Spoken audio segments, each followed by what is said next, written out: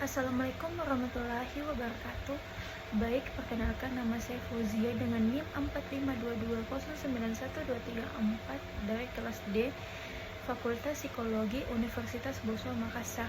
Nah, pada kesempatan kali ini, di sini saya ingin membawakan materi yaitu teori dalam penelitian kualitatif dan juga materi tentang desain penelitian kualitatif. Adapun pengertian dari teori ini dalam penelitian kualitatif, jadi teori itu adalah sekumpulan yang mengkontribusikan konsep, definisi dan juga dalil yang saling berkaitan serta menghadirkan suatu pandangan yang sistematis tentang fenomena dengan menetapkan hubungannya itu di antara beberapa variabel dengan maksud menjelaskan dan juga meramalkan fenomena. Kemudian itu adapun teori dalam umum yang dapat diartikan sebagai serangkaian proposisi atau pernyataan tentang kebenarannya itu sudah diuji serta secara sistematis dan juga dikaitkan secara logis. Nah, juga, kemudian itu dibangun melalui serangkaian penelitian untuk menjelaskan suatu fenomena sosial.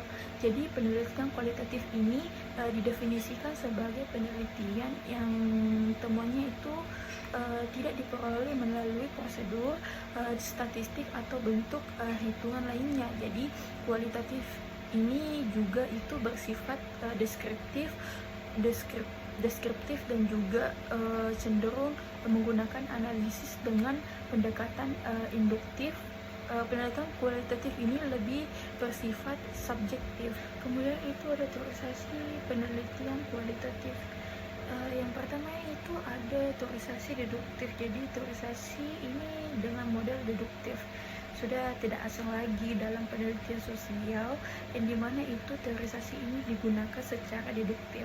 Model umumnya itu dilakukan di berbagai penelitian kualitatif itu masih mempengaruhi format kualitatif deskriptif karena merupakan teorisasi yang paling sering digunakan dalam penelitian kualitatif.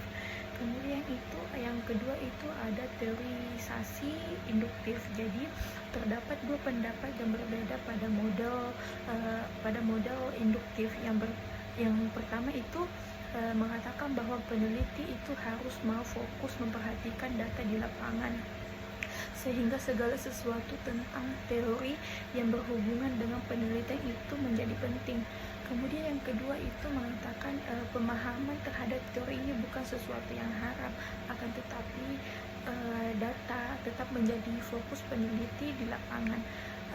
Adapun perbedaan secara umum antara metode deduktif dan juga metode teorisasi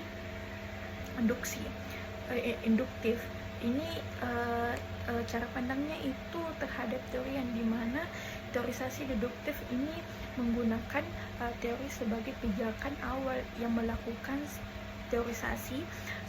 Kemudian itu sedangkan teori induktif ini dia itu menggunakan data sebagai pijakan awal. Format induktif teorisasi bukan itu yang penting untuk dilakukan. Pada model induktif ini penelitian itu seringkali dimulai dari titik nol, yaitu pada titik yang dimana itu suatu fenomena itu belum terungkap dalam berbagai teori dan juga fenomena sosial yang terbaca.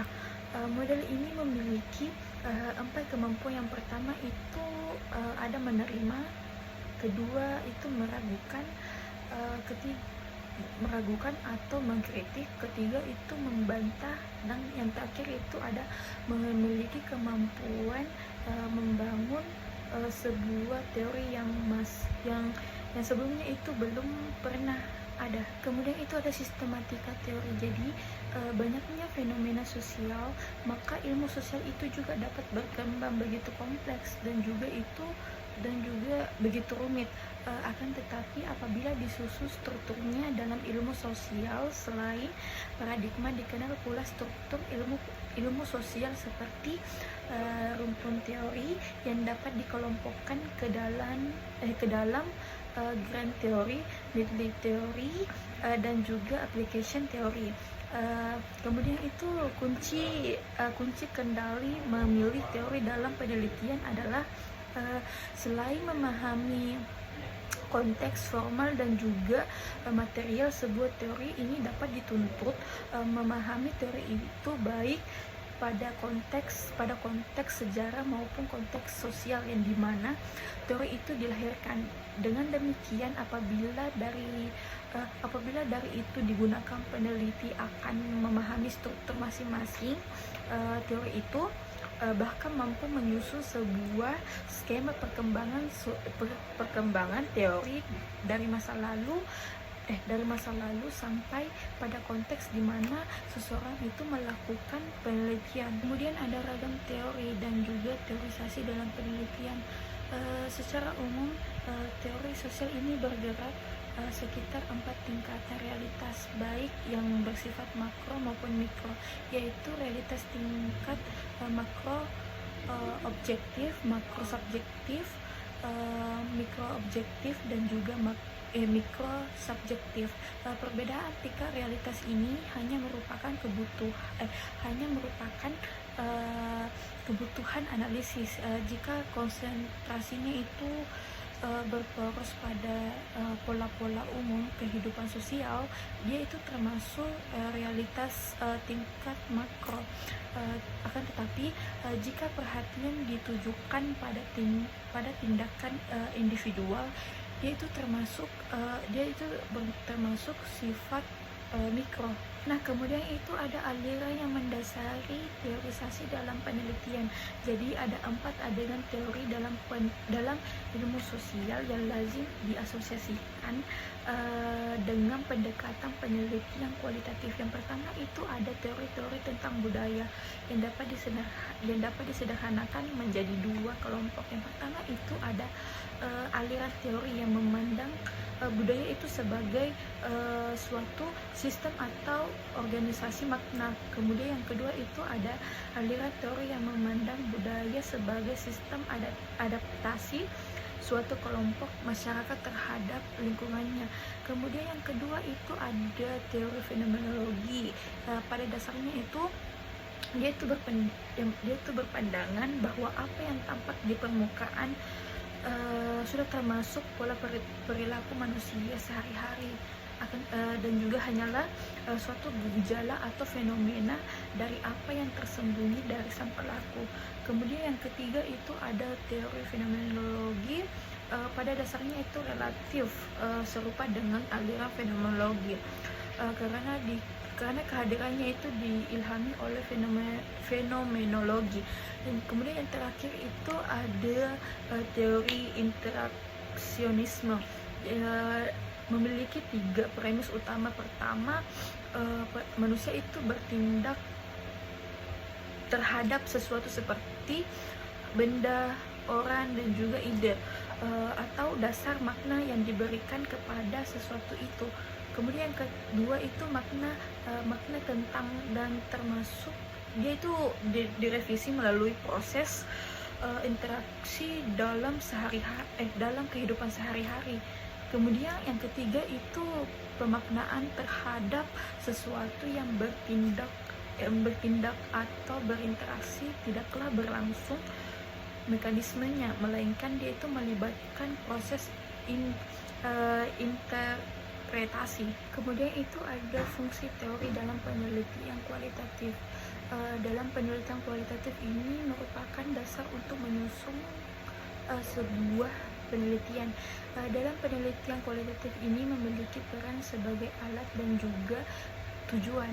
Sebagai alat, umumnya itu digunakan peneliti untuk mencapai tujuan penelitian melalui usaha penelitian dalam melengkapi dan juga itu menyediakan keterangan terhadap suatu fenomena, sehingga dia itu memungkinkan si peneliti itu mengetahui secara maksimal teori sebagai tujuan, karena teori ini menghasilkan petunjuk dan juga kisi-kisi kerja yang harus diperhatikan oleh para peneliti. Teori itu bahkan dikembangkan berdasarkan data yang sudah dikumpulkan. Nah, itulah tadi materi dari teori dalam penelitian kualitatif. Selanjutnya itu saya ingin menjelaskan materi tentang desain penelitian kualitatif. Penelitian kualitatif ini mempunyai pengertian yang berbeda-beda untuk setiap momen. Meskipun demikian, definisi secara umum penelitian kualitatif ini yaitu suatu metode yang berganda dalam fokus yang melibatkan suatu pendekatan interpretatif terhadap setiap kelompok permasalahannya. Pengertian penelitian kualitatif ini dapat didefinisikan suatu penelitian yang ditujukan untuk mendeskripsikan dalam menganalisis fenomena, peristiwa, aktivitas sosial, sikap, kepercayaan, persepsi serta pemikiran orang secara individual maupun kelompok.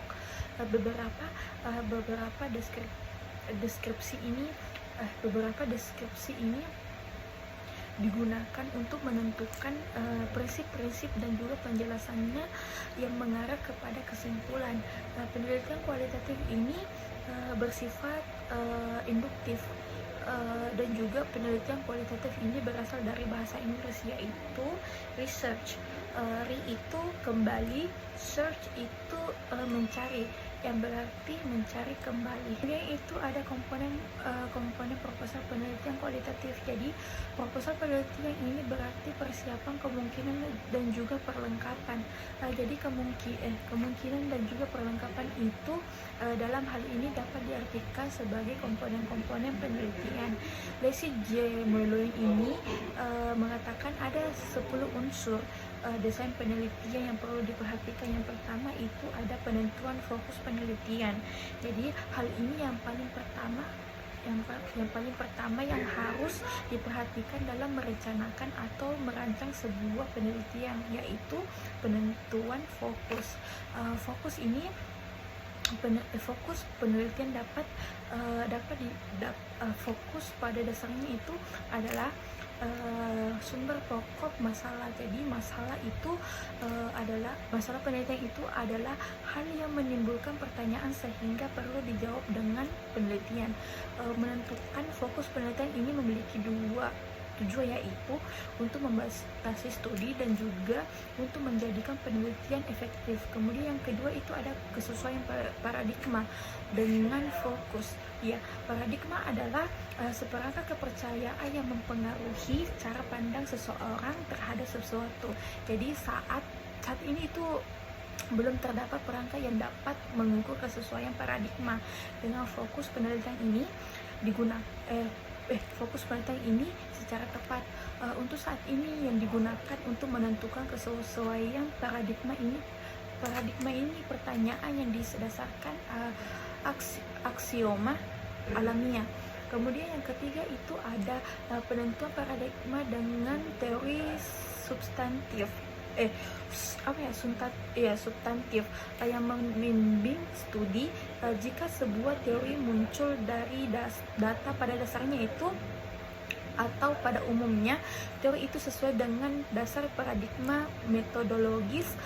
Apabila ternyata sang peneliti ini ingin menguji sebuah teori, bila terjadi demikian, peneliti itu harus memperhitungkan kesesuaian teori tersebut dalam proposalnya. Dalam hal ini hendaknya peneliti itu menggunakan patokan yang sesuai dengan paradigmanya. Ya, kemudian yang terakhir itu ada penentuan sumber data. Jadi penentuan sumber data ini merupakan jawaban dari pertanyaan yang dari mana dan juga dari siapakah data penelitian akan diperoleh.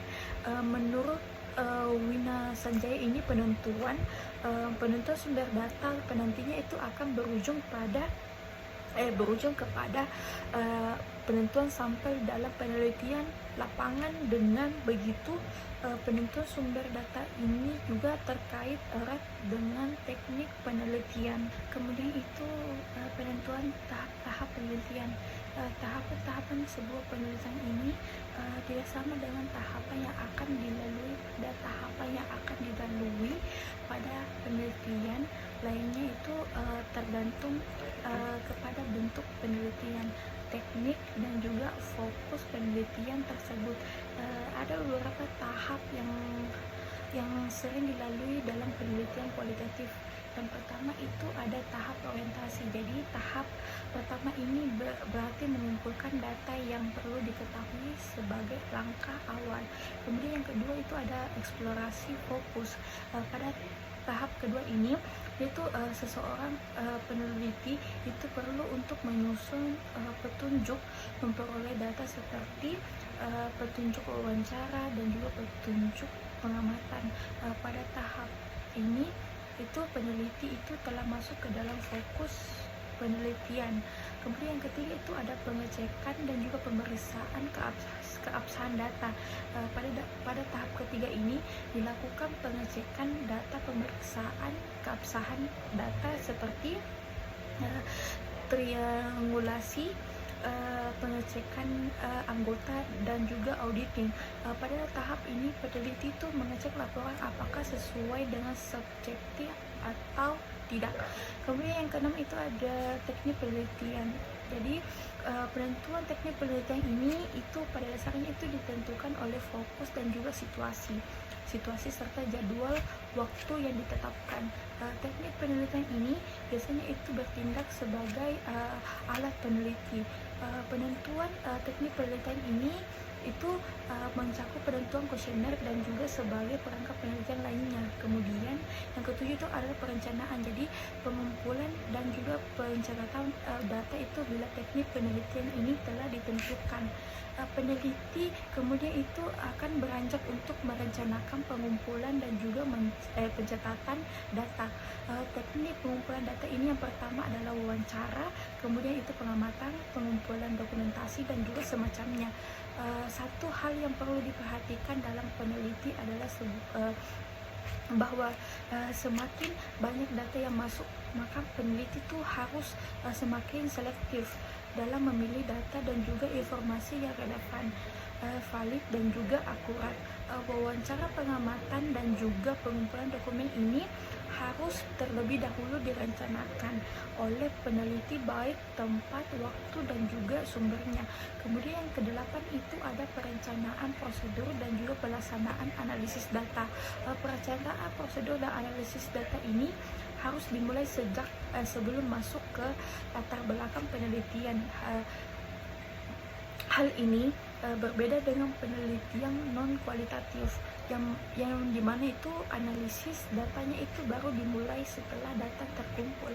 Kemudian itu yang kedelapan itu ada perencanaan perlengkapan penelitian. Jadi hal ini itu yang perlu dirancang oleh peneliti adalah perlengkapan penelitian yang dibutuhkan dalam proses penelitian, mencakup dana, logistik, waktu, dan juga sarana lainnya. Kemudian terakhir itu perencanaan pemeriksaan keabsahan data. Jadi perencanaan pelaksanaan proses ini itu mencakup keabsahan data. Kriterianya itu dalam teknik pemeriksaannya itu keabsahan data. Hal yang dimaksud itu dengan data yang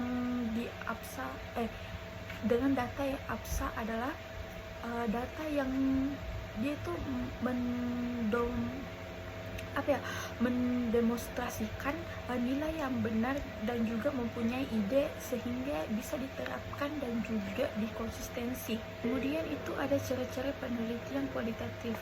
Jadi ada 5 ciri pokok dari penelitian kualitatif. Yang pertama itu ada penelitian kualitatif yang menggunakan lingkungan alamiah sebagai sumber data langsung. Jadi situasi pendidikan ini baik dalam lingkungan keluarga, sekolah, dan juga masyarakat ini sebagaimananya itu adanya alami tanpa dilakukan perubahan serta intervensi oleh peneliti karena merupakan objek bagi penelitian kualitatif. Kemudian yang kedua itu ada penelitian kualitatif yang bersifatnya deskriptif, analitis. Jadi data yang diperoleh dari penelitian kualitatif ini seperti seperti hasil pengamatan, hasil wawancara, hasil pemotretan, cuplikan tertulis dari dokumen, serta catatan lapangan yang disusun peneliti di lokasi penelitian, tidak diungkapkan dalam bentuk bilangan statistik. Kemudian yang ketiga itu ada tekanan penelitian kualitatif ada pada proses bukan pada hasil. Kemudian yang keempat itu ada penelitian kualitatif itu sifatnya induktif. Kemudian yang terakhir itu ada kualitatif yang mengutamakan makna. Penelitian kualitatif ini memiliki ciri atau karakteristik yang membedakan dengan penelitian jenis lainnya. Kemudian itu ada bentuk-bentuk rancangan penelitian kualitatif. Yang pertama itu ada grounded theory atau teoritisasi. Jadi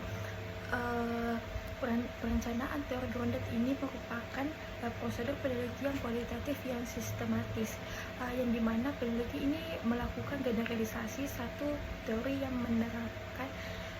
menerangkan konsep, proses, tindakan atau interaksi yang mengenai suatu topik pada level konseptualnya itu yang luas. Juga memiliki tujuan yaitu untuk menentukan kondisi yang memunculkan sejumlah tindakan atau interaksi yang berhubungan dengan suatu fenomena dan juga akibatnya. Kemudian yang kedua itu ada rancangan penelitian etnografi. Jadi rancangan penelitian etnografi ini merupakan prosedur penelitian kualitatif untuk mendeskripsikan pola perilaku, kepercayaan dan juga bahasa bersama dari sekelompok budaya yang berkembang pada seluruh waktu. Kemudian yang ketiga itu ada rencana penelitian naratif. Jadi pada rancangan ini seorang peneliti itu mendeskripsikan kehidupan individualnya. Jadi dia itu mengumpulkan dan juga menceritakan informasi tentang kehidupan individu-individu serta melakukan secara naratif tentang pengalaman mereka. Kemudian yang keempat itu ada rancangan studi penelitian. Jadi dilakukannya itu untuk memperoleh pengertian yang mendalam mengenai situasi dari makna suatu objek subjek yang diteliti. Jadi penelitian ini lebih mementingkan proses daripada hasilnya. Jadi lebih mementingkan konteks daripada suatu variabel khusus. Lebih ditunjukkan untuk menentukan sesuatu daripada kebutuhan konfirmasi. Kemudian yang kelima itu ada rancangan metode campuran. Penelitian yang ini mengkombinasikan data kuantitatif dengan data kualitatif, yaitu untuk menerapkan dan juga itu mengeksplor problem penelitian dengan cara terbaik. Rancangan metode ini merupakan prosedur untuk mengumpulkan data kuantitatif dan juga data kualitatif dalam suatu penelitian tunggal serta untuk menganalisis dan juga melaporkan data ini berdasarkan realitas, sequence dan juga level integrasi informasi. Kemudian yang terakhir itu ada rancangan penelitian tindakan atau action research. Jadi penelitian ini itu memanfaatkan data kuantitatif dengan data kualitatif seperti metode campuran, akan tetapi fokusnya itu lebih merupakan terapan. Tujuan penelitian ini dalam dunia pendidikan itu adalah untuk meningkatkan praktik pendidikan dan juga pelajaran di mana guru itu akan melaksanakannya berkaitan dengan problem yang mereka hadapi dalam setting sekolah. Kemudian ada format rancangan penelitian kualitatif. Konteks pendekatan kualitatif ini elemen dan juga unsur-unsur utama sebagai isu atau konten dari rancangan penelitian dalam pendidikan. Pada umumnya itu adalah konteks penelitian atau latar belakang masalah, fokus kajian atau pokok permasalahan hendaknya diteliti tujuan penelitian, ruang lingkup dan juga setting penelitian atau latar alamiah penelitian itu dilakukan perspektif teoritis atau fenomena sosial dan juga kajian pustaka serta metode yang digunakan. Adapun format rancangan penelitian kualitatif ini yang sudah dimodifikasikan untuk memudahkan diaplikasikan sistematikanya adalah judul, konteks penelitian, fokus kajian dan setting penelitian, perspektif teoritis dan juga kajian pustaka, metode penelitian, pendekatan, unit analisis, pengumpulan dan juga analisis data, keabsahan data, jadwal kegiatan penelitian, anggaran penelitian, daftar kepustakaan. Kemudian itu ada penelitian kualitatif dalam pendidikan. Jadi penelitian kualitatif ini mempunyai tempat tersendiri dalam bidang pendidikan, mengingat sifat dan juga hakikat pendidikan sebagai proses sadar tujuan dalam meningkatkan kualitas manusia dan juga kualitas hidupnya sebagai manusia yang berbudaya.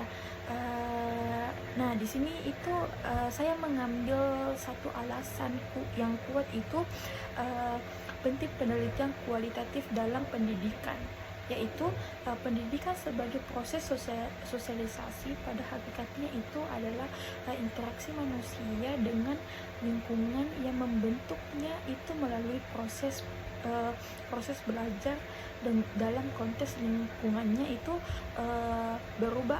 berubah-ubah. Kemudian itu pendidikannya itu juga senantiasa melibatkan komponen manusia sebagai tenaga kependidikan dan juga siswa dengan pendidikan dan juga prasarana pendidikan. Setiap komponen berinteraksi satu sama lain dalam satu proses pendidikan dan juga pengajaran untuk mencapai tujuan pendidikan yang telah ditetapkan.